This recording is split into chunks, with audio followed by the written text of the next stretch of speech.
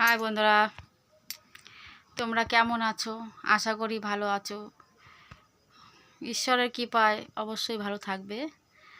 আমি সবসময় প্রার্থনা করি যে আমার বন্ধুরা যেন ভালো থাকে। তোমরা ভালো থাকলেই আমি ভালো থাকবো। তা দুদিন ভিডিও বানাতে পারিনি, আপডেট দিতে পারিনি। কেন জানো তো? এ দেখো ঘরটা, এই পাশে টিন ছিল না, বেড়া ছিল না, এই পাশে বেড়া দেওয়া হয়েছে। আর এইদিকে দেখছি যে এই পাশটায় মানে একটা খোপ বানানো হয়েছে। এদিকে এক হাত, এদিকে এক হাত করে একটা খোপ বানানো হয়েছে এই পাশটায়।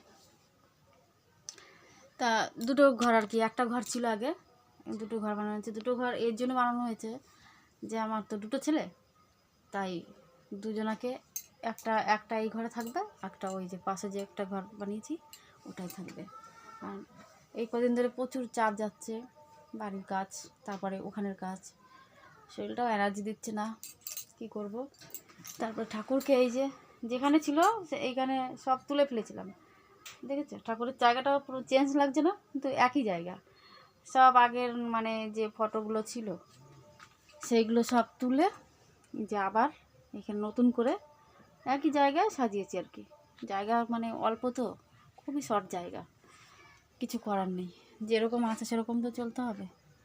তা এই ঘর নিয়েই মানে হচ্ছে, চারিদিকে সরকারের ঘর সবাই পাচ্ছে, আমরা পাচ্ছি না। এদিকটা শাশুড়ি থাকে, বারান্দা আর কি। আর যে ঘরটা বানিয়েছি মানে ইয়ে করেছি, বাবা এই যে এই ঘরটা, এই যে দেখছো এই ঘরটা আর কি একটা খোপ হয়েছে, ছোট ছোট খোপটাই দেখো। এইখান থেকে এই যে দেখছো নতুন বেড়া, ওই পাশে একটা ঘর আগে যে দেখালাম, ওই পাশে একটা ঘর ছোট ছোট হয়েছে আর কি। চৌকি পরে এই যে চৌকি দেখছো, আর এই যে ওইটুকুনি জায়গা মানে ছোট ছোট হয়েছে। আমার ছেলে ঘুমিয়েছিল, মাসে এটা খোলেনি, এরকমই আছে দেখছি। আবার বড় মাকে এনে এই যে বড় মাকে এনে আবার এইখানে লাগিয়েছে, আমার ছেলের বান্ধবী নিয়ে এসছে। তা এই সেই ঘরটা দেখালাম, এটা দরজা আবার এই রঙের করেছে। ওই ঘরের দরজা তো কাঠের। তো কাজের মাধ্যমে দেখানো হয় না। সেদিনকে তাও একটু দেখিয়েছিলাম যে ঘরটা বানানো হচ্ছে, মানে যেরকম পেরেছি আর কি, অল্প স্বল্প ইয়ে দিয়ে দেখো উপরে দিয়েটা। আর জানো একটা ভুল কাজ করেছি আমি তো ফুল গাছ ভালোবাসি, ফুল গাছ চারিদিকে কাটা পড়ে গেছে।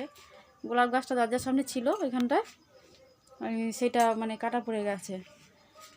আর একটা জবা গাছ ছিল ঘিয়া রঙে, সেটাও কাটা পড়ে গেছে। এখন লাস্টে আমার ফুল গাছ দেখলে সহ্য হয় না। দেখো 100 টাকার ফুল গাছ কিনেছি, এইগুলো এই ডালিয়া, এই দেখো চন্দ্রমুখী, গোলাপও একটা কিনেছি, এইটা গোলাপ, এই যে দেখেছি যে গোলাপের কড়ি ধরেছে, এই যে। আর এগুলো কিনেছি, এটা সাদা ফুল, এটা সাদা ফুল হবে। আর এগুলো সব দেখছো বালতির মধ্যে রেখে দিয়েছি, কিনেছি 2 দিন হয়ে গেল, বালতির মধ্যে রেখে দিয়েছি। মানে বসানোর জায়গা পাচ্ছি না, যে কোথায় বসাবো, বাড়িতে যে সেরকম জায়গা নেই। দেখছি এখানে অল্প স্বল্প কোথাও জায়গা পেয়ে গেলে গাছগুলো বসিয়ে দেবো। মানে ফুল গাছ এত ভালোবাসি আমি, কিন্তু কি করব, জায়গা শর্ট বলে আমি ফুল গাছগুলো বসাতে পারছি না। কিনেছি 2-3 দিন হয়েই গেল, তা জায়গার জন্য বসাতে পারছি না, একদমই শর্ট জায়গা। চারিদিকে আমি তাও গাছপালা এটা সেটা লাগিয়ে রাখি, দুটো গাছ, আকন্দ গাছ, নীলকণ্ঠ, জবা, সবই আশপাশ দিয়ে লাগিয়ে রাখি। আমার ফুল গাছ খুব পছন্দ, বাবার পুজোতে লাগে। আমি কোথায় যাব তুলতে, নিজের বাড়ি থাকলে ভালো হয়। তা ভিডিওটা একটু বড় হয়ে যাচ্ছে, তোমরা সবাই আমাকে যেরকম সাপোর্ট করছো আমার পাশে থেকো। আর যদি ভালো লাগে আমার ভিডিওটা একটু লাইক কমেন্ট শেয়ার করো। জোর জবরদস্তি বলবো না যে লাইক কমেন্ট করো, তোমাদের তো ভালো লাগবেই, কারণ তোমরা সব কমেন্ট করো, ইয়ে করো, যে কমেন্টে বলো দিদিভাই কি ভালো মন্দ একটা অনেক রকমের কথা বলো, যে তুমি কেমন আছো, তোমার ঘর কীরকম হয়েছে, সব জিজ্ঞাসা করো। যার জন্যই ভিডিওটা মানে তোমাদের জন্যই আমি এটা আপডেট করলাম, যাতে তোমরা দেখতে পাও আমি কী করছি। টাটা বাই, দেখা হচ্ছে পরবর্তী ভিডিওতে।